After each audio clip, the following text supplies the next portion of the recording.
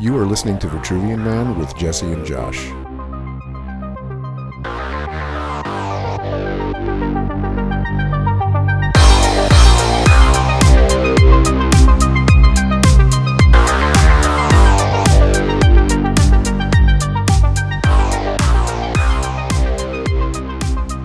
Welcome back to the show. I'm here with my co-host Josh. What's up, homie? How you doing? I'm doing pretty good. How about you? Great. Josh and I just saw some local music today. That was fantastic. It was dope. That's the second band. Like, New Trust was great. Yeah. But that second band blew me away. That was wonderful. Saruda from Portland. Yeah. Wow. That was duo. some shit. I like the fact that he played both parts on the guitar and fed half the guitar through the bass amp. That was an amazing thing. And that drummer was fucking dope. Drummer was great. Was on fire. Yeah, they were both great. Yeah. I don't know how they did that. I don't know how they get two people such a perfect big sound. No, it was huge. Oh, and the guitar player singing, by the way. Yeah. I just don't, Hendrix used to sing. There's a few great musicians that can sing and play at the same time. It's funny because, like, if I'm just strumming in rhythm with my right hand, yeah, I can definitely sing. But these people like Geddy Lee and Rush, who can play these counterpuntal things and super complex and sing at the same time. I don't know. Yeah, it's just a part of my brain I don't have. That's white man's magic. Yeah. God bless musicians. I love them. So today we talked about this weeks ago. We both liked Poor Things a lot. That's Yorgos Lanthimos' movie. Oh, I'm sorry. Before we get into it, skip the... I would like to get a couple pieces of house cleaning in up front. All right, I'll edit that last part out. So yeah, you actually had a couple of fact checking or something. Yeah, I fact checked. Well, you fact checked me. Okay. And I think it should be out there. Okay. It was not Lita Ford as Pinky Tuscadero. It was Susie Quattro as Leather Tuscadero. And Susie Quattro was a musician, right? She was a big musician, yeah, and she was kind of groundbreaking in her own way, but she was not part of the Runaways, right? And she was not Pinky, right? She was Leather. Leather, yeah. My mistake. And to clarify too, I think we thought maybe you made that connection because Joan Jett said she modeled her look a bit after Leather Tuscadero. Okay, yeah. So that's maybe was a connection with the Runaways that I you think made so. or something. I think that was what it was. Anyway. Number one. Yeah. And number two, I was talking about a word of the feeling that you get when you are watching people and realizing that everybody has their own life and they're all have their own complexity, internal complexity. So like the awareness that you're not the only being walking around with this huge like burden in your head and just all this universe unto yourself. Your own existence. Everybody has this same self that is complex and difficult and joyous, and that word is Sonder. S-O-N-D-E-R. And I'm glad you told me that because that's a word I've never heard before at all. You know what's hilarious is that I'd known that word a long time ago. There was like a list of words that I found that was really dope. But when we were in Boston, the hotel that we stayed at was the Sonder. Oh, was it? Yeah. Oh, that's cool. Yeah. So, wait, that's how you learned it, or that's how it reminded you? No, it didn't even register to me. Oh, okay. But when we were talking about that word, and we looked it up, it was Sonder. I'm like, oh, okay. Nice. Yeah, here we are. That's a cool word. It's funny because I think you have empathy, I have empathy. I think it's one of the things that we try to have is empathy, but how seldom do you actually think about that? Probably very seldom. Very seldom when it hits you. There's like there's a feeling that you get, and that's what it's referring to. Like I remember the first time that I actually had that feeling. I was like on an overpass, just watching cars go by. Yeah. And I realized everybody in every car is their own person, and it was kind of, I was pretty young when it happened, so it was pretty impactful. I mean, I still remember it. I was probably 16, 17. Right. So that was the first time you feel like you remember thinking about things like that. I remember having that feeling, and it is its own feeling. Yeah, Neil Brennan does talk about, like, if you're worried about what other people think about you, don't worry about it because no one gives a shit. Right. Literally everyone is so wrapped up with their own shit. In their own noggin. Yeah, exactly. Yeah. That's a cool word. I like it. Yeah. Thank you for bringing that. Hey, anytime. Anyway, so today we decided to talk about Poor Things. Of course, we like the movie. Definitely like the movie, and we'll talk about that more. But I think it absolutely does address a lot of things that we talk about on this show. There's so much to delve into. Like there's so many different versions of men in there, even though the movie itself is, and we've talked about this, is the most feminist movie I can remember. Right. Now, later on, I'll read a critic that doesn't agree with us. And he can shove it. But that'll be later. I'll fucking call him up. But Poor Things was directed by Yorgos Lanthimos, written by Tony McNamara, and of course it stars Emma Stone, Mark Ruffalo, Willem Dafoe, Rami Youssef, Christopher Abbott, and Gerard Carmichael. So, was the writer of the screenplay, did he also write, wasn't it based on a short story or a book? Or a novel, yeah, definitely. Okay. Yeah, so it was adapted. Same guy? Oh, that I don't know. I'm Okay. sorry. Just curious. I don't have that here. But you said this is the first Yorgos film you've seen, right? That's right. So I do want to recommend everyone see The Lobster. That's 2015. Kind of Lynchian in that it's really weird and creepy and you don't know what's happening, but it's funny. It's actually kind of funny, like Poor Things was. Didn't love Killing of a Sacred Deer, but The Favorite was pretty cool. I think it's Olivia Colman, but I recommend that movie. Definitely see that one. Olivia Colman, I love her. I think I'm saying that right, but I'll look it up. But Poor Things, of course, won many Oscars. Am I saying that right, or a couple? No, it was up for, but Okay. Barbie and Oppenheimer killed the Of Oscars. course. Even though I think this is like, I like Barbie, Yeah. but this is way fucking Oh, better. I like Barbie. Yeah. Barbie is the kind of movie that wins Oscars, not this movie. Right. This movie doesn't win Oscars. This is. This is far too challenging. This would be like David Lynch's movies winning a bunch of Oscars. You wouldn't, Yeah. it's too weird. It's too avant-garde. It's complicated. It's not what the old white men at the Academy like to vote for. What, isn't the Academy diverse now? Didn't Oscars Yeah. So White change everything? That's right. Yeah, it's all young black women now voting in the Oscars, and we're going to see a largely different trajectory. It's going to be so much different. The Oscars really are famous for blowing it so many times. We've talked about this over and over again. Yeah. Do the Right Thing doesn't get nominated. Driving Miss Daisy wins. Right. Hilarious. So the movie about a white lady being driven around by a black man, sure, that'll win, but they don't even nominate the most important film about race in the last 50 years, probably. Absolutely. So that Oscars are just it's too many to count. All the blunders they've had. Yeah, no, it's goofy. So Crash, we talked about. I think Crash won some Oscars. what a pile of shit. Garbage. I remember It's seeing garbage. that.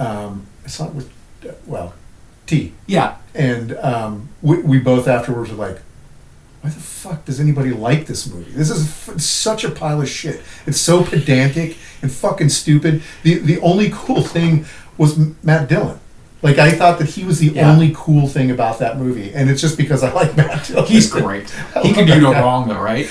Now, is that the movie? There was a funny scene in the movie. Wasn't that the movie where these two young black men are upset that anyone would assume that they're carjackers, and it turns out they're carjackers? Yeah. So that actually was clever. I think that was. They wrote a little bit where they're like, they go on and on, they give a speech about how dare you say that, that's so racist, and they end up being And they pull out a gun. So that was a little bit funny. Yeah. But that movie was a giant phenomenon. I mean, people made it seem like it was Schindler's List. It made it seem like it was Do the Right Thing. It's terrible. It's horrible. It's not good. All right, we've established. Go see the Cronenberg Crash. That's a great Crash. Yeah. Well, that one. See Cronenberg's Vampires. That's better than that fucking pile of shit. Oh, did I say Cronenberg? Yeah, you did. Oh, Cronenberg's Vampires. Do you mean No. the guy that made Halloween Vampires? No. Cronenberg made a did vampire movie? Oh, I haven't seen that one. It's a pile of crap, but I love it. I love anything by So Cronenberg. not John Carpenter's Vampires. Maybe. Because John Carpenter made a vampire movie that's pretty bad. It's pretty bad. It's got James Woods, and they're vampire hunters. Oh, that's a terrible movie. Yeah. It's a pile. Yeah. How dare you put that on David Cronenberg? But it's John Carpenter. Anyway, someday we'll have to talk about Brian De Palma. That guy's fucking whack. Yeah, dude. Anyway, so let's go back to Poor Things. Poor Things. So Poor Things, you saw it in the theater the first time Yeah. with your wife, or no, with a friend. Got it. And did you love it immediately, or did you have to warm up to it a little bit? So, no, there was a couple things that I had difficulty with in the beginning until I realized what was going on, and we can get into that. But when the movie was over, I'm like, that was fucking awesome. Like, that was a fabulous fucking movie. And then like when we get into it, I'll talk about what the difficulty was. But after I realized what was going on, I totally blown away. Like the acting, the storyline, the turns. It's such a good movie. Mary did point out the first 20 minutes are a little rough in that it's kind of gross, and you've got Willem Dafoe burping those giant gas bubbles. So let's just real quick. Right. Hella spoilers. This whole fucking thing is spoilers. Just so we're from start to finish. Go see the movie. It's incredible. It's one of the best movies I've seen in the last 10 years. It's great. It's great. So I still don't know what the fuck is going on with those bubbles. So I mean, I know that it's gastric juice, and he's got to fucking like his father. It's the only way he can expel that, right? Well, his old man cut out part of his stomach. Yeah, the part that puts out the digestive juices. Right. So he has to fucking hook himself up to it to vent it. But what the fuck is the bubble, dude? I still don't think get it's that. absurd. It's so fucking ridiculous. Right? It's Yorgos Lanthimos being absurd. The whole production of producing a bubble is just so fucking ridiculous. It's like I feel like The Lobster will help inform some of these things for you. Oh, okay. Because the more weirdness of his you see, you're like, okay, now I'm starting to pick up on a pattern here. Where did he get that? Did he dream that? Where? I mean, is it written into the book? I mean, that's a good question. Maybe it's in the book, right? I was reading that who's it? Ted Levine, who played the killer in Silence of the Lambs, insisted on that dance being in there. Like, I guess that was in the book, and they weren't going to put it in there. And he's all, no, this is it. This is integral to this guy's character. So you mean the whole I'd fuck me? Yeah. So that was he insisted that it be in there.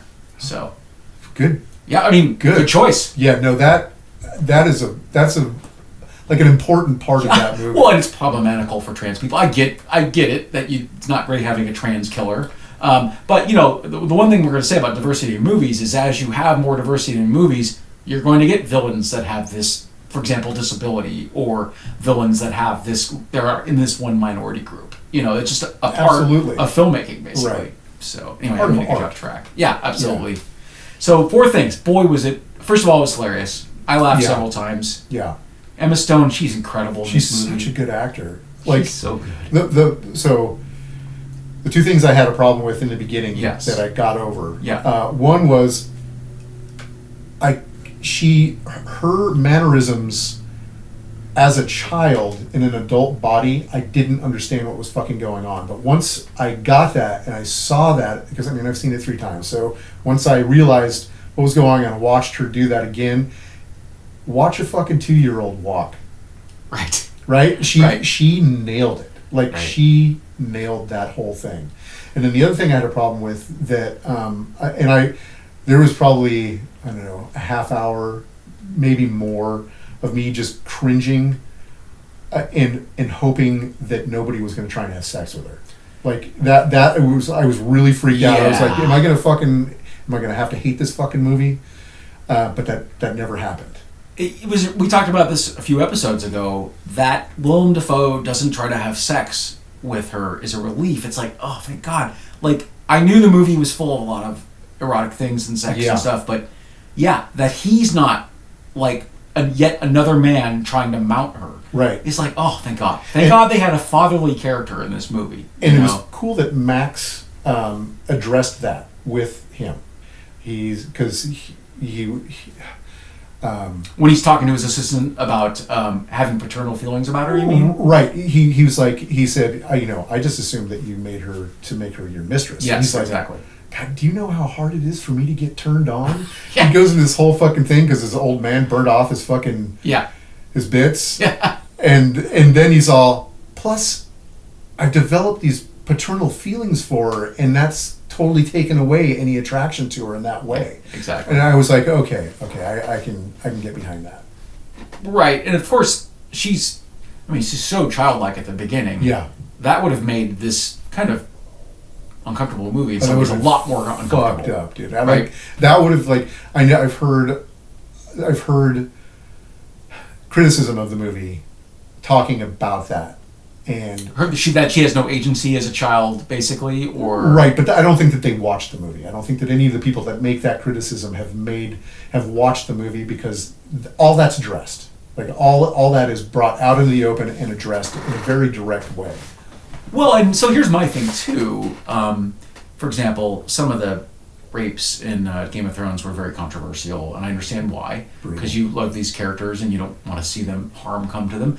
However, the universe they're set in is a dangerous place for women, and it's like I feel like I don't mean that makes this movie, for example, Poor Things bulletproof from criticism. No. However, if women are victimized throughout the ages, as they have been, right.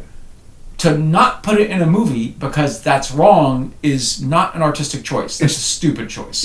It's disingenuous. Yes, and no, I wouldn't want every movie to be about the subjugation of women. That would be awful. I can't fucking deal with it. When they are subjugated or when they are treated as an object, guess what? I mean, that's not a valid criticism. It's just not enough to go, it shouldn't be this way. Well, it is. Right. We talked about removing, language from novels that's racist. It's like, dude, you can't whitewash history like that. You have to remember that how real this was for people. Yeah. So. Yeah, and that there's so much good stuff. Yeah, there's so much good stuff. Rami Youssef was great as his assistant. I really liked him. How honorable he was, his assistant. I think got immediately to be kind to her and to not take advantage of her. And it's kind of sweet that he had intentions to marry her, and she tries to have sex with him immediately. Right. But he's like, no, I'll wait till we're married. Yeah. It was kind of nice. So. Well, and when she came back from Paris, right, and they're having the conversation, and she's all she's all her language is so fucking funny. So I can't remember exactly what she said. Right. But she was talking about like, I've had many cocks in me for money. So great. And he's all, yeah, that's okay. You are in charge of your own body. That's okay. I was like, fuck, man. That's a real man right there. Like somebody who says, look, what you've done with your own body is your choice. Absolutely. I still love you, and Absolutely. I want to be with you. And she's all, God, the whole back and forth between them is so good. It's so great. It's so funny. I was reading, this is a little funny factoid. I'll sprinkle a few factoids throughout the conversation as we jump around. Bella's jet black hair was an accident. I was wondering about that, actually. Interesting. So she was supposed to have a natural black bordering on brunette hair. Since colors read much darker on camera, Emma Stone was instructed to get dark brown hair for the role. Her colorist accidentally gave her the darker shade of black. In hindsight, the hair and makeup team said that they wouldn't have it any other way, and the ink black hue adds to the surrealism. Oh, I absolutely agree. It would have been a great movie, but her black hair. Yeah, it's startling. It provides such a contrast to her white ass skin. Like it really is. That's interesting.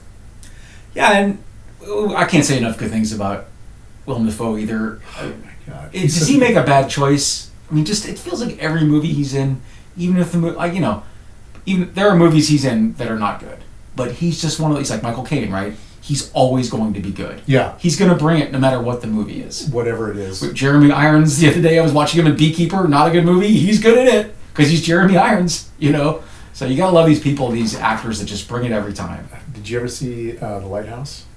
I've heard it's good. I haven't seen it. That's a phenomenal movie. Okay. There is a 2-minute rant that he goes on. Right? Oh, Willem Dafoe. He doesn't blink. Really? It's amazing. And that's no special effects. That's all real. No, that's real. How do you do that? Dude, there's so much to that movie. There is so much to that movie, and the filming that went into it, the film they used, the color choices they used filters to make it so that the blacks were more black. Ooh. And so it's a beautiful looking movie? It's amazing. It truly is amazing. And like the language that they used, each person had a different, the two guys had a different dialect, and each of them were very specific dialects. Okay. Like Are they Scottish or what are they? No, it's like one was like this East Coast Canadian. Very specific. Very specific. Yeah. And then one, I can't remember what the other one was, but we'll get back to that movie sometime. But yeah, that's a dope. I was dreading it. I saw a 2-man, basically stage play in a lighthouse. I'm like, I don't want to see that. But if you're saying it's good, I'll see it. Oh no, it's amazing, and that gave me all the respect in the world for that Twilight kid. Like he fucking kills it. He keeps his own with Willem Dafoe. I forgot his name. I can't remember. Pattinson. Yeah, I liked him in Tenet. Did you see Tenet? I don't think I've seen that. He was good in that. Yeah. Yeah, I think I like him as. Or wait, he's not the new Batman. Oh, he might be. That's someone else, is it? I Okay, I don't even know. whatever. Anyway, Willem Dafoe's great. Yeah. Emma Stone is amazing in this. Ruffalo. Rob. You know, we were talking about this a minute ago before we started recording, and like I feel like he helps ground the movie a bit, because even though he's doing a light performance and a comic performance, it's very much rooted in his insecurity and his emotion, and I feel like the movie is so weird and sometimes inaccessible. I feel like he makes it more accessible. He's such a normie. Yeah. It's a fantasy, right? So, but it's a fantasy kind of based around a time period, and he is such a normie. He grounds into that time period, God, I just love seeing him get broke. Oh man! You say there's a look in his face when he realizes what's happening. When he realizes that he doesn't have control of that relationship anymore, and it's before he bangs his head on the fucking bar and packs her up and ships her off to the fucking cruise. Yeah. But there's definitely there's this look on his face that when he realizes he has absolutely no control over this situation. He is completely fucked himself. It's amazing, and watching him just fucking spiral. Oh. And the movie, when they introduce his character, they know what they're doing. You're like, oh no. Right. You're saying to yourself, this poor young thing, this is a virgin, obviously she is, and we don't want her. Well, let's say with that brain, at least in her brain, yeah, she is. right. But we're dreading it, right? We see this Lothario, and we're like, oh no, and then it so quickly turns that I was just so relieved to see that, oh, what a great way to turn the tables on the viewer. Oh yeah. Who is, if you have any emotion at all, you're dreading it. You're dreading that. Yeah. You're dreading him. Not sullying, that's too crass, just using her in this way that doesn't happen. You're like, he comes in thinking that he's going to do this thing, and it does not fucking happen. He sees a few weeks or months of his life, I'm going to use her up and spit her out. Dump her, just, oh God, it's so good. Yeah, at one point, I think he's just sitting at a bench just yelling in anguish about how much he's messed with him. It's just so great. When he's standing outside the brothel screaming, pulling his hair out. Oh my God. It's so wonderful. Come back, marry me. Yeah, he was great.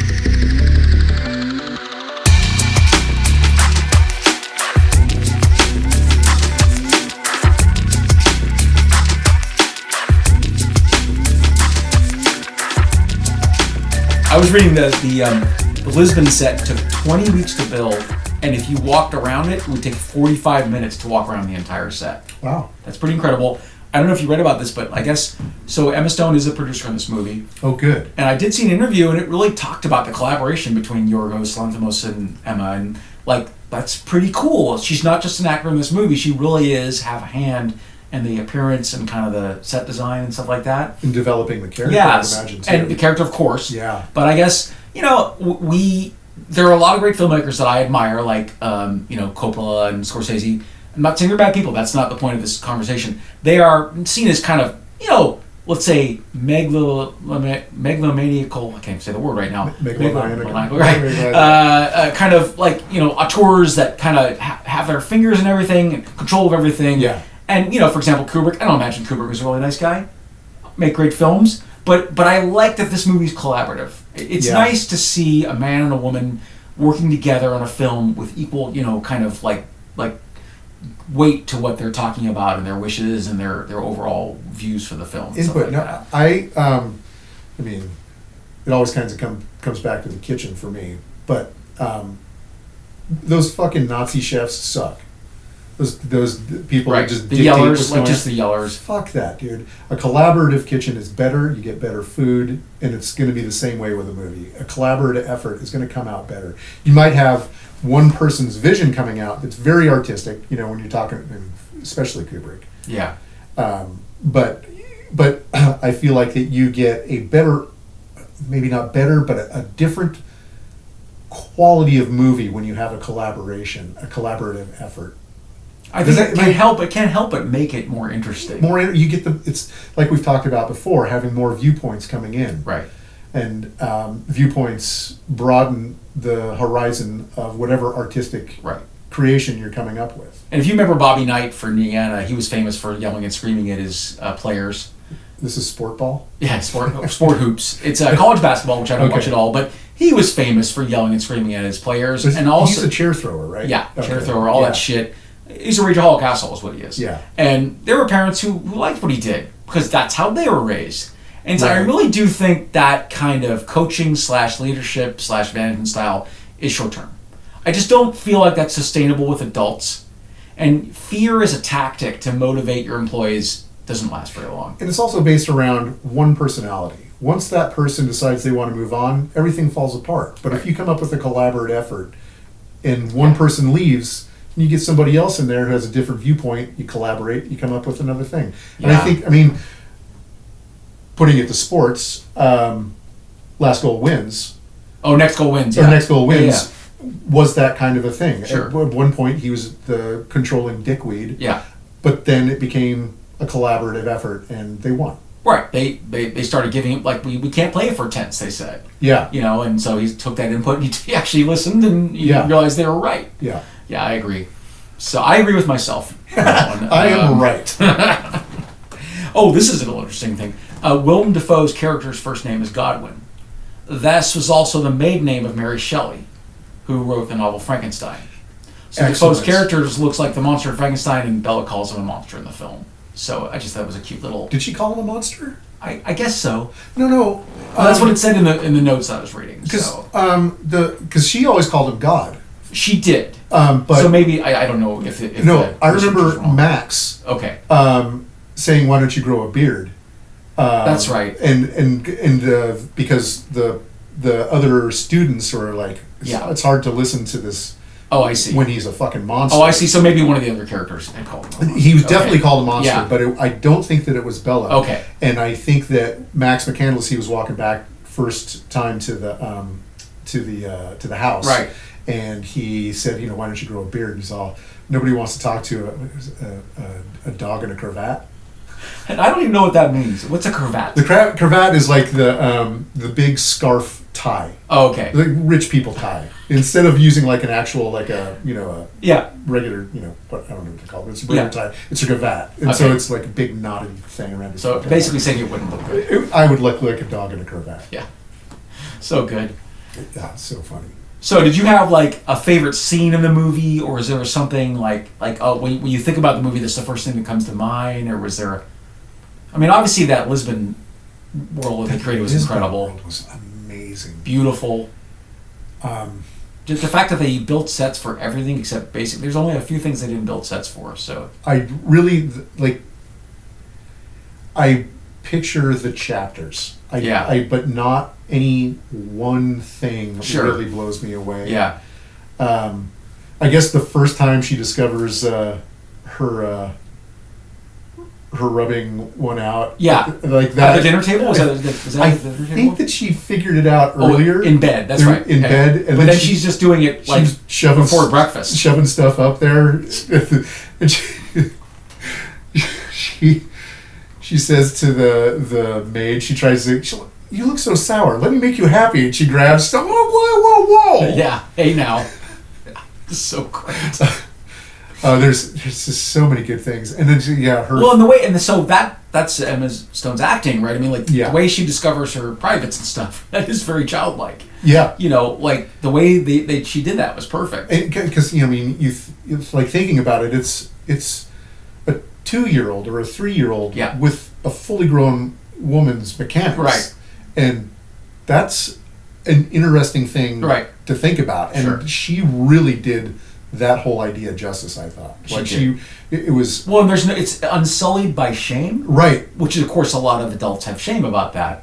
So her, just to be so free and you seem unhappy, let me help you out. It's kind of what a child would do. Right. They're not burdened by shame in that area. Why would they be? That's the first time that she's shut down.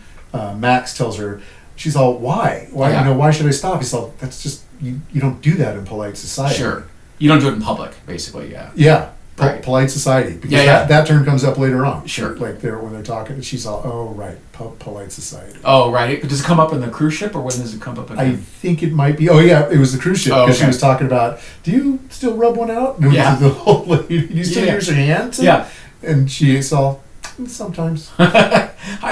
Little things like when they're on the ship and Mark Ruffalo's character that's Max. No, that's Max is the assistant. Right? Max McCandless is the assistant. It's okay. So Ruffalo's character is Yeah. upset with her, and he throws her book in the ocean. Yeah. And the older lady just gives her another book. Yeah. It's okay. Just start reading again. Fuck that guy. Just your little Kenter tantrum is over, I guess. Yeah, fuck that guy. So You wanna hang out funny. and read? Oh yeah. It's so great. Oh, now this is an interesting little callback. One of the assholes we've been talking about as far as in the manosphere that are influencing young men is Andrew Tate, and Mark Ruffalo says he based his performance on public figures like Andrew Tate. Which is, knowing that, it's just a great backstory. Oh my god, that puts so much context to his character, how he played him. That is dope. Right, because Tate comes across as very confident, very masculine, and very sure of himself. But the fact that Ruffalo sees his performance in any realm as Andrew Tate tells you what he thinks about him. Oh my god. Right. And just what would happen to Andrew Tate if he met a woman that he could not fucking control? Right. And Right. that's it. He would break. He'd break him. Mary and I are watching old Cheers episodes, and they really are great. So funny, dude. And it's like the last episode of the first season where Sam and Diane are going to finally get together. Yeah. And it's cringy in that Sam is so pissed at her, he wants to bounce her off every wall in the house. But the thing is, like to just dismiss that as misogynist, you're not paying attention to the character because she is maddening. Well, she's a nut job. And Sam has never hurt anyone on that show. There's never even a question that he has ever hurt anyone. No. So that's not a thing. But the way she drives him crazy, I swear to God, I wonder if Emma Stone had watched that episode because she's so, the Diane Chambers actress is just so perfect in that series of just getting under Sam's skin. Just digging. And it's, God, that's so funny. We started watching those when we were over on the East Coast. Right. And I'll just go back and watch every once in a while. They're just so good. They're so good. The funny thing is that Hulu only has the first 4 seasons, and that's the beginning and the end of Diane Chambers. So I assume Kirstie Alley came in season 5 because Hulu doesn't want anything to do with that. No, Tubi or Hulu? It doesn't matter. Anyway, it's on Tubi. But I just think it's funny that they only have seasons 1 through 4. It's like, yeah, the Kirstie Alley seasons don't exist. Apparently. We're just going to forget about that. Yes. Anyway, another little tangent here. Anything else you wanted to say about the movie? Any other little facts or figures or something cool? Or we were talking about collaboration. She did refer to her connection with Lanthimos as one of the greatest gifts of my life, she said, and has expressed a desire to continue working together. I have more admiration than I can even put into words for him. I mean, so that's pretty cool. I look forward to more of their collaboration. Oh, I yes. think those two putting out like a production company and putting out movies would be absolutely amazing. Yeah. I guess my only thing, like in kind of placing it into the context of our podcast, is that. And we've, I don't know, I might be repeating myself. I know I am with you, maybe on the air here. But it is such a feminist movie. It is a woman growing up and taking absolute control over how she feels about things and taking agency over herself. Even when fucking bullshit's happening, she still owns it. She still takes that into her own self and uses it in a productive way for herself. She doesn't fucking care what men think. Oh, we haven't gotten to the general yet. But she doesn't fucking care what men think, and she just lives her life as she wants to live it. And with the encouragement of Godwin and McCandless. Right. She's in a safe place because those two men treat her with the respect that she deserves. Yeah, no, I brought, I'll read it in a minute. I brought a critic that doesn't agree with us because I had to, for this. I feel like if you haven't seen the movie, you have nothing to say about it. You have to see the movie, first of all. For sure. Right? People that criticize that movie, just shut up until you see it. Yeah. There were Catholics that criticized Life of Brian without having seen it. It's like, of course. if you watch the movie, you'll see that It's not disrespectful to Christ. It's disrespectful to some of Christ's leaders or followers. That is the Christians, right? So was it Gandhi said, "I like your Christ. I don't like your Christians." Exactly. But I mean, I think with this movie, I feel like so she's got the brain of a child. The decisions that she makes, as you said, with the support of her, father figure, the decisions she's making are her own, and that she has sex with lots of. So she chooses to be a prostitute, right, at that brothel. And that she's having sex with disgusting men, that's her choice. And I'm saying, in a society that's super misogynistic, the weight of those expectations of women aren't on her at all. She is completely unaware of that stuff. No. As far as like how, let's say, othered women are, how they are completely just used up over and over again. She is not bridled with those frustrations and anxieties, right? And she comes to these conclusions, these decisions that she makes completely honestly and openly, and not taking into consideration any idea of cultural norms and shame. Like right. that has nothing to do with her decision. Her decisions are her own. Are her own yeah. in order to make her the person that she wants to be. Right. And that is fucking amazing. Like, and she is a woman that's allowed to explore how she feels about things, how she feels about sex, how she feels about this stuff, without being punished and humiliated. And it's like, how many women got to make that choice? Right. I mean, again, a lot of her ability to do that is up to Godwin. Absolutely. And raising her, quote marks, raising her. Yeah. And giving her pure agency. Yeah. Pure agency. I don't think there's ever been a movie that's really addressed it like that. I can't remember anything that's given a woman such complete free agency. It is unusual in that regard. It may, maybe I just haven't seen anything. I'd love, if anybody's out there has absolutely. a recommendation, shoot us up. I'd love to fucking hear it. 100%.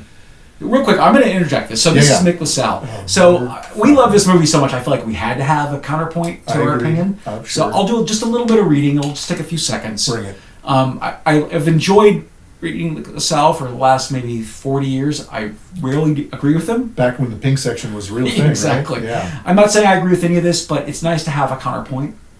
So you can save your outrage, and I'll let you respond first to this stuff. I just saved a few highlights, maybe about 49 seconds worth of stuff here. All right. Poor Things is not as funny as it tries to be, not as emotional as it's intended to be, not as wise as a filmmaker believed it to be. It was made with ambitions to be provocative, while it caters to its audience's already held beliefs. Worst of all, it's dishonest. It purports to be a feminist document, but it defines a woman's autonomy as the ability to be exploited and not care. At one point, it places its heroine in a turn-of-the-century Paris brothel and presents that as a smart financial move. Let's go far to accept that the thesis that path of glory can include indifference to rough sex, tantamount to rape, and a series of stinking and repulsive partners. What version of feminists are these guys, Lanthimos and screenwriter Tony McNamara, trying to sell us here? Perhaps in anticipation of this line of criticism, Lanthimos has been talking in the media about the prudishness surrounding sex and nudity in movies. But no, sorry. The problem isn't that Emma Stone is nude in the movie. The problem is the movie that Stone chose to be nude in. No amount of gaslighting by the director can distract us from his utterly bogus vision of female empowerment. Dude, fuck that guy. Anytime some asshole as a fucking art critic says gaslighting, fuck you, dude. Oh, so he's saying we're driving down to San Francisco and finding this motherfucker, dude. Fuck him. So let's slow this down here. Okay, yeah, let's. I love Mick LaSalle. Take this point. Mick LaSalle saying nice Emma Stone is being exploited and doesn't know it. Right. No, that's bullshit. So that right there is some bullshit. He doesn't understand the movie. How old is Mick LaSalle? He's older than us. He's fucking got to old. be in his 60s, Yeah, or at least his 60s. I bet he's probably closer to 70. Might be in his 70s, yeah. He should not be reviewing movies. He doesn't know what the fuck's going on. I think Daddy's got to fucking go to bed. Several of his criticisms, the funny thing is, I didn't put them all down here, but several of his criticisms were like, in this time period, that would never happen. Okay. It's no time period. It's a fucking fantasy. Fucking fantasy. Oh my god. That'd be like watching The Lobster and saying, for a 90s movie, they would never... Dude, it is a dream. It's a dream. So, oh my god, dude. Everything he says about anachronistic things in the movie, just throw those out the door. And then, I didn't realize it until I just read that out loud to you. he's saying Emma Stone got gaslighted, which means he's saying Emma Stone was unaware of what she was doing in the context she was doing in. What a sexist thing to say. What a fucking pig, dude. What a pig. Like, fuck that guy. So, ooh, man, I'm getting hot for this motherfucker, dude. Like, that is such a... Yeah. I can't even, like, put it into words, really. It's so ridiculous. He so misunderstands that movie. He so misunderstands that character. He has no fucking idea what's going on in that movie. He like, for him to say this time period, what fucking time period is he talking about? Like, when did they have trams in the fucking 1800s? Right. Much like Game of Thrones, right? It's set in what could be fantasy. A certain period, right? But it's clearly not meant to be accurate. It's not. No. Right. No, I like. God damn it. Yeah, I had to read that. I knew you would enjoy that. This is going to turn into a podcast where you just heat me up at the end of the podcast. Yeah, exactly. Every time. But I mean, the thing is too, you've heard people object to a movie before. Sure. And they'll go, this movie's snobby, or this movie's highfalutin, or this movie thinks it's clever. It's like, well, there are dumb movies. There are movies like that. There are dumb movies that are... Okay, Crash is a dumb movie. Crash is a fucking dumb movie that thinks it's smart. One of my only endearing memories of Crash is there's like a gun and someone gets shot, and they project so many times who actually pulled the trigger. Right. It's actually insulting. There's a couple of like shots where they zoom in on the casings or whatever they do. It's completely obvious to any intelligent viewer what's happening. Right. But they show you 4 or 5 times. Right. So there are dumb movies that pretend to be smart and they're not. Absolutely. This movie is a smart movie that isn't pretending. It's not to be pretending anything. to be anything. No. It is what it is. Yes. And I don't know. It's Frankenstein meets Rochelle. You said that before, and man, is that great. So this is a young woman's journey from Milan to Minsk, but put in a dream state. With Frankenstein. Yeah. Right. So that's great. Rochelle. So they'll do maybe Poor Things the musical as well. Oh god, that would be fucking awesome. Yeah, that would be wonderful. Maybe Bette Midler could star in it. And that's a Seinfeld reference. The madam at the brothel. Yeah. Yeah, if you guys don't know Seinfeld, just look up Rochelle. It's good stuff.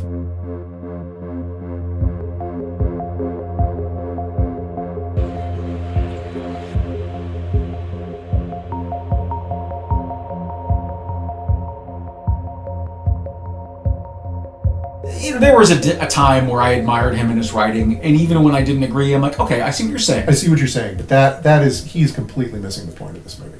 Like, everything that you read out there was like he went in there wanting something, and he didn't get it.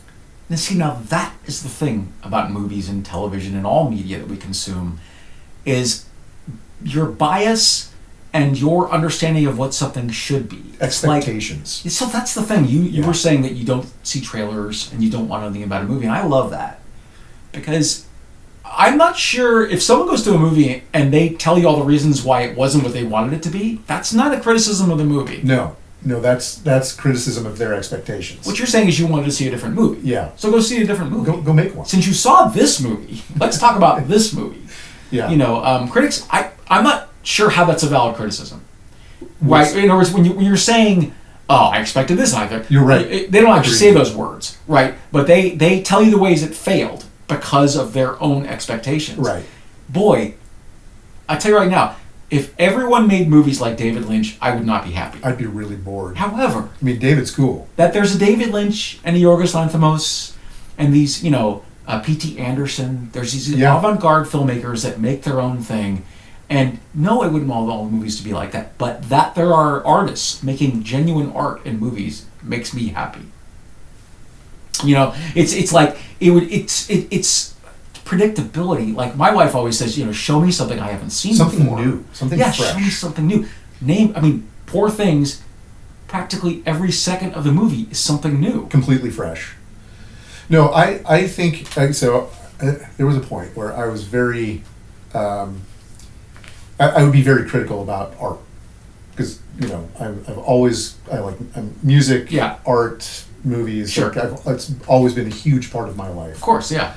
And there was a point when I was younger And I was very critical about it because, you know. Do you mean like kind of snobby? I was kind of a snob in my earlier days. Snobby, so. yeah. And our friend, Punch. Yeah.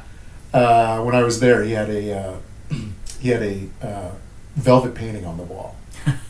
I was kind of poo-pooing it. He's all, you know what? Art's art. And it didn't really sink in then, but, you know, over the years, I come back to that comment. And it's like, you know what? If somebody's fucking taking the time to make art, whether I like it or not is irrelevant. It is. It's somebody getting whatever they need to get out. And I respect it, no matter if I like it or not. And the most of the time, most of the time, I will end up liking it. I really have a broad. Right. There's some music that I can't fucking get behind. No. Modern country, I can't, like, that's not. Do you mean what white people think hip hop is? Well, that's what modern country is. Well, what white people think hip hop is. And shitty rock and roll. Yeah. Like, I mean, modern country is ass. I love old country. Bluegrass is the bomb. Well, George Jones, Tammy Wynette, all Johnny those fucking Cash, Johnny Cash, all that stuff is the all best. That stuff's so good. Like Yeah. those fuckers were punk rockers at the time. Absolutely, they're way closer to punk rock than they are to what modern country music is. Absolutely. Yeah. So, but you know, barring things like that, Yeah. it's pretty rare that I'll see stuff where I won't at least appreciate what's going on with it, and Right. and seeing what they're trying to put down. Like, you know, a lot of times appreciating the effort. Yeah, and seeing, like, well, okay, you know, even if it's shitty art, what are they trying to convey with that? Well, I feel like going into art with sincerity and with vulnerability is important. Absolutely, yeah.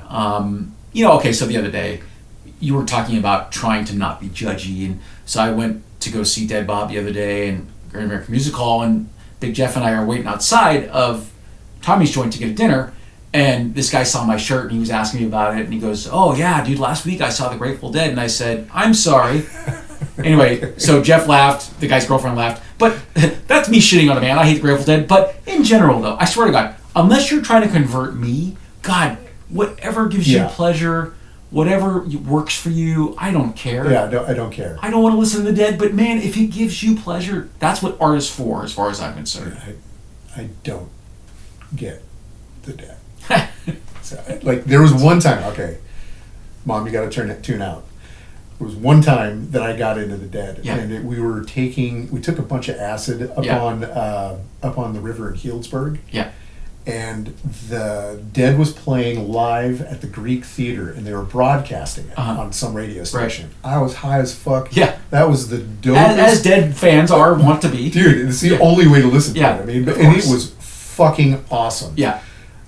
Never got that again. No matter how much drugs I was on, it always sounded like ass. But like the communal feeling, you and I get that feeling going to a punk rock show. Going to punk shows, totally. Right? Because, I mean, that's the thing about music. Yeah, go enjoy yourself and with your friends and be amongst them. And that's the great thing about music and art, right? Definitely, the community that builds up around being it. with kindred spirits around something that you love, I totally get it. Yeah. You know, that's wonderful.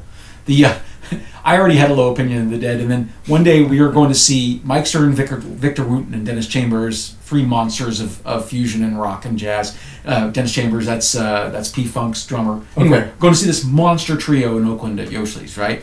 At Yoshi's, you've ever been to Yoshi's? It's wonderful. Yeah. But so we're headed there, and so for the first half of the ride, they're shitting on Miles Davis. So these three guys that I'm with, one of them I know, he worked at Zap, they're shitting on Miles Davis. Miles Davis is like, okay, I'm like a big Miles fan, so I'm like kind of like, okay, I don't know these guys really well, so I'm not going to necessarily argue with them.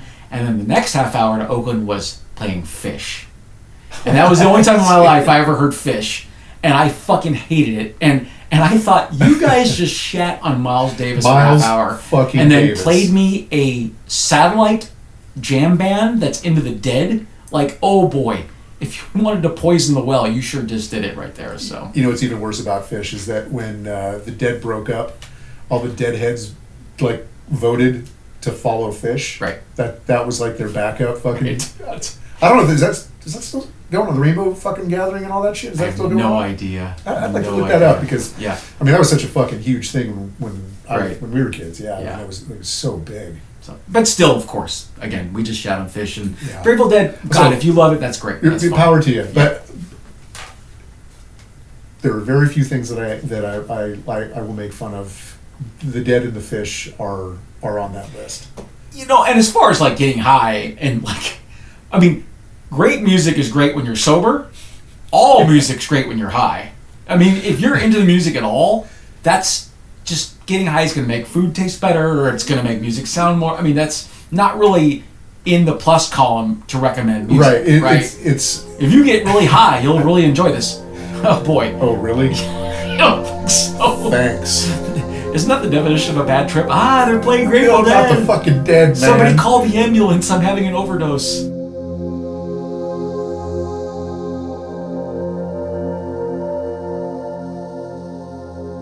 All right, Jash. Wow, Jash? Jash? Okay. We need to talk about the fourth act. Yeah, that's some good stuff right there. So in the fourth act, we get to meet her, is it ex-husband or would you say actual husband? Or? Well, you would say, because it's not Bella's husband, but it's Bella's mother's husband, who was married to her body, right? Right? That's a great way to put that, married to her body. Because the brain's out. Right. So the funny thing is, up until now, Mark Ruffalo's character is kind of the male nemesis, basically. As far as any bad guy, he's the only real antagonist until her, let's say, former husband shows up. Yeah, absolutely. He, oh man, it's so good. And fucking, what's Ruffalo's character's name? I always fucking forget. Deacon, I don't know. Yeah, whatever. Anyway, Duncan. so Duncan, that's yeah. right, Duncan Wetterby or whatever. Yeah. Anyway, so when he when they were in Portugal in Lisbon at dinner, somebody came up and recognized Bella as her former self. Right. And she's all, I don't know what you're talking about. Yeah, you still haven't seen me. So that's the first inkling that her past might catch up with her. You're right. That's such a subtle foreshadowing. That really is pretty under the radar. It was. I'd totally forgotten that part. Yeah. And then so then Duncan, it just destroyed Duncan. It goes and finds her former husband and brings him to the wedding of her and Max. Actually didn't see it coming. I honestly didn't see it coming. I thought it was going to be a wedding and that was going to be it. I totally did not see that coming. So it was a nice little twist. It was fucking, dude, the whole ending is such a good twist. That was so good. And basically in a movie kind of littered with either kind of benign men or men that are easily manipulated, you have a really scary man all of a sudden. You've got a domineering, violent, scary man. And basically. you don't see that like when the introduction, you kind of get a creepy feeling from it, but you don't know just the extent of what a piece of shit he is. Right. You see him and he starts talking and it's not, he's clearly not a nice guy. Right. But I don't think you know what a threat he is. Right. When you first meet him. Yeah. Yeah. So they go home and that's funny that Bella makes the choice. So I love that a lot of these things are Bella's choice, right? It's Bella's choice to join the brothel. It's Bella's choice to go home with this guy. That's what's so fabulous about this movie is that all of her actions, everything that she does is by choice. It is a conscious decision and you see her weighing out the ramifications of it. And even if she isn't completely, she's still young, really. Yeah. Even if she isn't completely aware of what the actual outcome is, she still has the ability to make those decisions for herself. And when she said, I'm gonna go with him. Yeah. And Max is like, okay. Yeah. And it's really kind of sweet that Willem Dafoe's character lets her make so many of her own decisions. Both of them, both her and Max, or both him and Max. I mean, you could argue that he's like letting the scientific experiment go further. Sure. But, it's nice that, he's a father figure, and plenty of father figures have tried to control their daughters. Oh God, yeah. Obviously. Like the bad dads. Right, exactly. So she goes home with him, and it's quickly clear that she's in danger. It's like as soon as they get there, and he pulls out the gun because he's worried that the help is going to revolt. Yeah. It's like just right from the get-go. Right. And so she goes in and they're walking down her and the maid are walking down the hallway and she's all, do you know me? And she just doesn't say anything. Right. She's all, Am I a nice person? And she doesn't say anything. That's a great line because they weren't nice people. No. Quickly, he's mocking and making fun of and pulling pranks on the maid who's bringing dinner, and like she spills soup all over herself. Well, the point that I got from that, right, is that when he did that, he, is going to give me the soup. She comes in, gets the dog to bark. She pours the hot soup all over herself, and he's fucking laughing. But the intro to that whole scene was him saying something like, "We always had fun, and I loved you because of your great sense of humor." And like, that's not a sense of humor. That's cruelty. Right. At some point, that would have been funny to her before she killed herself. Yes. And you get an idea of just what a turd she was too. It is interesting that she was a bad person. Yeah. Very much so. Like, yeah. The whole thing is like, oh, I can't remember. Yeah. So real quick, you should watch Another Period on Comedy Central. They made a comedy about the Golden Age, and it's one of the funniest shows I've ever seen. And there's a lot of awful rich people laughing at the misfortune of their servants. So you really have to see it. It's one of the funniest shows of all time. I wonder if Yorgos Lanthimos saw that, because it is 3 seasons of just hilarity. Just like that. Aren't our servants, like, they don't consider them people, and there's just all kinds of jokes in there, how they're cattle and stuff like that. But anyway, not funny obviously in real life, but for a comedy show it was a pretty great idea. Yeah. So yeah. And then so after that, she's just like, I want to go. Yeah, this is over. Yeah. I need to go. And he's just like, well, I consider, when I conquer territory, I don't give it back. So it's mine. Property. Yeah, she's you're property. My property. 100%. Yeah. And that kind of, that's the end of it. And it's at some point in there, she was talking about, being a hooker in Paris. Right. And he's could not fucking deal with it. And so he was going to snip the bits. He was. He had the doctor in there with the... Jesus. Oh, fuck scary. That looked like straight out of Dead Ringers. You know what I mean? Like I know. Fucking Geiger. Oh, God. It's creepy, man. Just all bad. Yeah, I was really bracing myself. Yeah. Because the movie... I know it's gross sometimes, but that was pretty terrifying. It could have gone bad in a lot of different places. I was it could so have glad gone that it really didn't. bad. Yeah. Yeah. Yeah, it could have gone really bad. And then, she's all, I'm going to go now. I love that. and so where to go? So, Bella, come down and have a drink. Right. And she's all, I'm not going to do that. You're going to let me go. I'm done. I'm fucking out of here. Exactly. She's all, what if I shoot in your head? She's all, I'd rather have that than you fucking keep me here. That's a great line. And which is, she already committed suicide rather than be with him. Yeah. She's done it once. She'll do it again, essentially. Do it again. Yeah, absolutely. Yeah. And then he's got the, was it chloroform martini? Yep. Yeah. And throws it in his face, shoots him in the foot, drags him off to the laboratory. Yeah. I would have liked to have seen a little bit more of what the staff did. Oh, like it's a little insight into... Just an insight into that. Like, I think there probably could have been like... mass revolt, maybe? 2 minutes of them, like, either helping her or, like, just fucking storming the doors and getting the fuck out of there. That would have been cathartic. It would have been good just to see, because he was such a fucking piece of shit to the staff. Right. But then, then taking him back to the to the laboratory. And we were talking about... the thing is, too, that, like, women throughout history have endured abuse. And I think sometimes, in the modern era, people will say, how do you do that? How do you stay with a man? What about your children? Blah, blah, blah, blah. My stepfather was abusive. My mom didn't leave him. And it's like, the thing is, I don't know how anybody could ever judge a woman in that position. No. Because throughout history, women have done what they could to survive.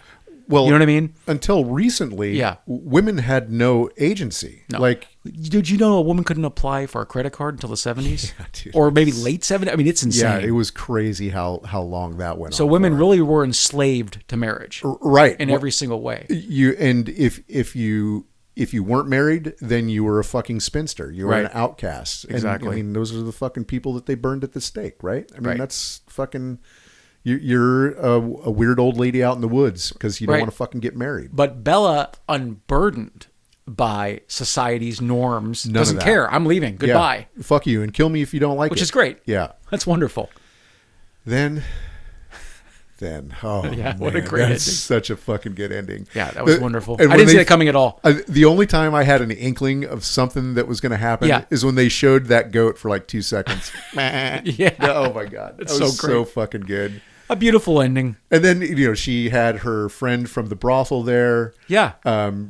Her maid Prim was drinking martinis with them as well. Yeah. That was great. McCandless was there helping her study for her doctor's exam. And she said, somebody needs to get the general some water.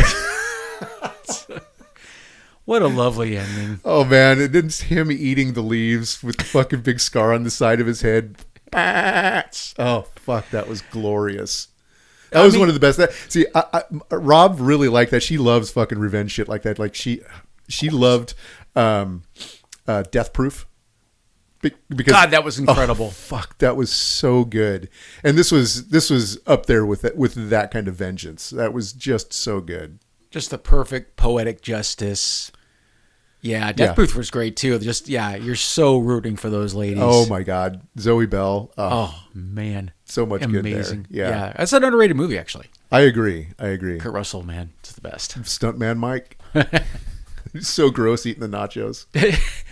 Do you know that Kurt Russell was Tarantino's consultant on Once Upon a Time in Hollywood? That basically he would drive through these streets and go, that was there, that wasn't there. Kurt Russell was a child in Hollywood. I guess that would be the 60s. So he, I watched this not that long ago. The Computer Wore Tennis Shoes. That's a movie? Is a movie with him. Oh, okay. And he's like 16 or 17, something like that. It's one of his very first movies. Although he was a child in those Disney movies, but it was still an early movie, right? He was a child actor for Disney. That was a Disney movie. Oh, okay. Yeah, the Computer Wore Tennis Shoes was a Disney movie. And so that would have been mid-60s maybe?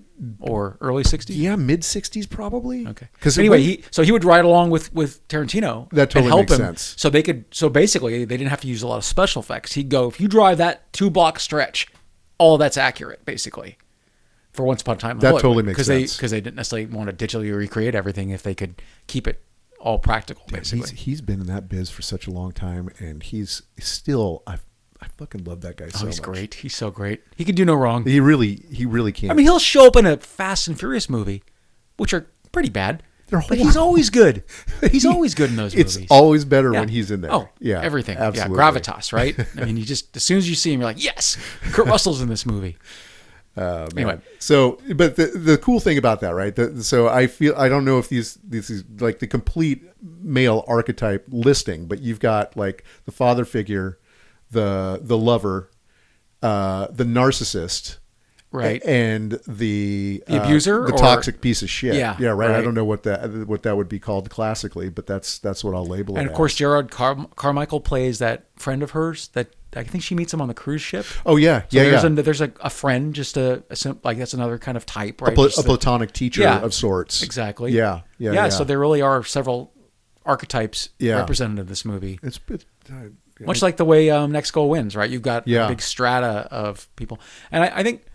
Oftentimes when a movie is made in that period, so many of the men are just so awful and just so misogynistic. It gets really hard to watch sometimes. Right. They don't give any redeeming characters, any redeeming male characters. Right. They're all there to be bad on some level or another. And so I feel like this is a really rounded representation of men and women as too, obviously. Right. But I think that it's just so good. It really is just such a good movie. Overall, one of the more interesting feminist statements in film in the last few years. Yeah. It's hard to think of anything that's equal. No, I think we've said it a couple times. There's nothing like this. All right, so I'm out of notes for Poor Thing, but I do have an asshole of the week. Oh fuck yeah! Okay. Oh yeah. You're springing this one on me. You don't know anything about me? this, and I'm excited to talk to you about this. Asshole of the week. So, did you hear Russell Brand talking about Donald Trump the other day? God. You knew I had to bring this up. Okay, I'll read for a few seconds and then we can make fun of him. So, actor and comedian Russell Brand says he finds it difficult to understand why any freedom-loving American would choose to vote for President Biden over former President Trump in the upcoming election. Now, I want you to listen closely to the kind of bullshit that Russell Brand talks, because his vocabulary is not bad, and No, but he's he doesn't smart know enough to say big things without really saying anything. So he doesn't know what any of those words I don't mean. think so. No. He says, I'm starting to think that no, a greater threat to democracy is this kind of technological feudalism that tells you that it cares about you and that it's protecting vulnerable people, all the while increasing censorship, increasing the funding of wars, increasing the division between ordinary Americans. First of all, so what's censorship? Who's being censored? Can I interject? Yeah. So he's using the term technological Feudalism. feudalism. Yeah. He does not understand what that word means. What is technological So, feudalism? And then if Techno-feudalism, so it was put out by, and I just read this today because I'm going to have to get this book. Sure. Techno-feudalism is a book by the Greek minister. He was like the minister of the economy. Yeah. I don't know what the term is, but he was the economics guy for fucking Yeah. Greece. And basically, it's this book about how we are no longer so when we go on to things, when we use Uber, when we use Facebook, Instagram, Bitcoin, Right. all of these things don't actually exist, and they don't actually have any money. And there's these people running them that are pushing huge sums of cash through it.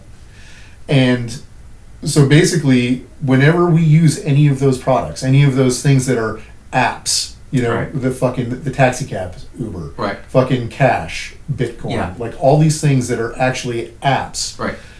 Every time we use that, we're being essentially a serf, a medieval serf, because all we're doing is we're fucking doing their work for them and giving them money too, right? Okay. All of our information, like that's what it's all about, is, Right. is collecting information on us. So it Even- has even nothing to do Uber. with Trump, in other words. It does, is what you're saying. Well, it has nothing to do with Trump. In fact, he would be one of the worst fucking feudal lords. Like if he had, I mean, he's tried to do it, but Right. he's too fucking stupid. Right? I mean, hasn't he done Truth Social, and didn't he have another one too? Wasn't Yeah. there something else? A complete I mean, he's a failure, fucking yeah. idiot, so Yeah. he can't make him work. Right. And so, fuck Russell Brand. That fucking. I've got a couple guy. more though. Okay. He says, for a long time, I've been concerned about the snobbery and the contempt and condemnation in which people that support Donald Trump are plainly held by his detractors. So you're a snob if you don't like Donald Trump's voters. And this is while you have an administration that's emulating its policies, plagiarizing from Donald Trump, while simultaneously criminalizing him from the weaponization of the legal system. By the way, just a little footnote here. Brand just got baptized and he's now a Christian. Catholic. So, I heard he converted to Christianity. I guess I got it wrong. No, So, I mean that's Christian. Right. He like straight up went Okay. fucking Catholic. so He's- so as Brand, let's say, merges with stupidity, right? At one point I thought he was a smart guy, but as he makes his full-on, complete, let's say, pure grift. right? What the fuck? I don't know if he actually believes it. I don't- can't tell. I It's just- like one of those things. He's pretty fucking stupid. But you heard, like, he's saying right there that Trump's policies are being mimicked by Biden. Which of Trump's policies are being mimicked by Biden? Well, I mean, it's true. The new border bill is modeled. I mean, it's not modeled on, but it's the same thing. But Obama and Clinton did the same fucking thing. Well, So, they I mean, all it's- kind of piggyback on each other. Yeah, so it's Yeah. not. But you could say that he's not mimicking it, but he is utilizing some of the same things. But the thing that gets me is that it's like an idiot version of J.D. Vance, and fuck J.D. Vance, right?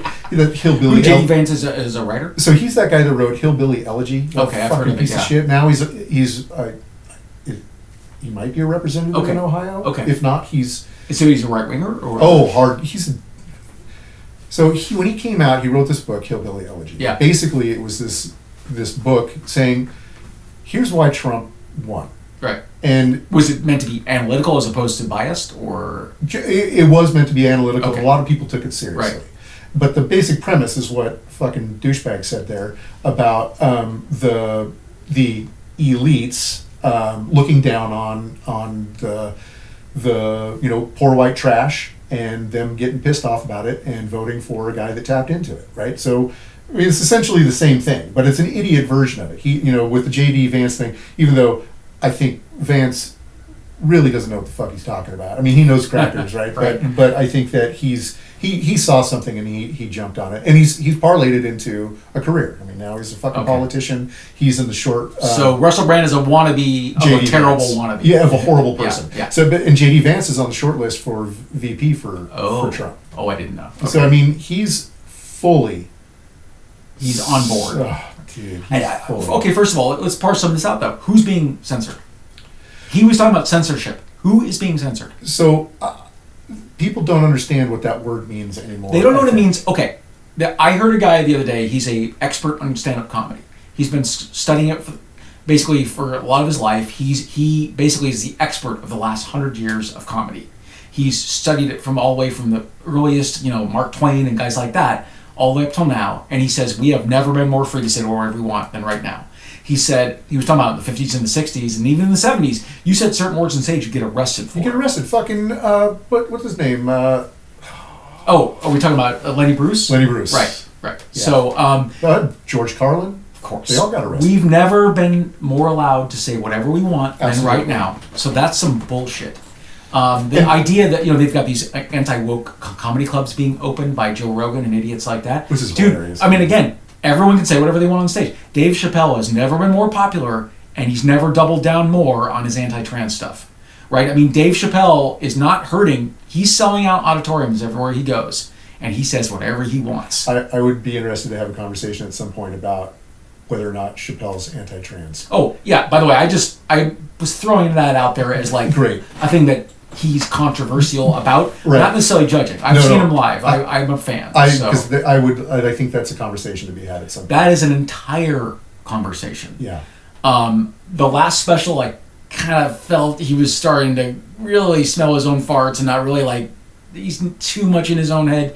But I mean, I again. Although I think the very end of that that Yeah. show, I think that redeemed it. When he told the story about his friend? No, not that one. Because okay. there was another special. Oh, after okay, that. that's right. Yeah. So there was the last special. I can't remember exactly what it was, but it was like he's so good about bringing everything around. Yeah, the callbacks and And stuff. he brought the whole thing around, and I think that because there was a point I'm like, just shut up, Dave. Yeah. Yeah. There's no reason to keep going on, but then Right. he brought it around. I think I would understand why trans people would be upset at him right now. I guess I would understand that.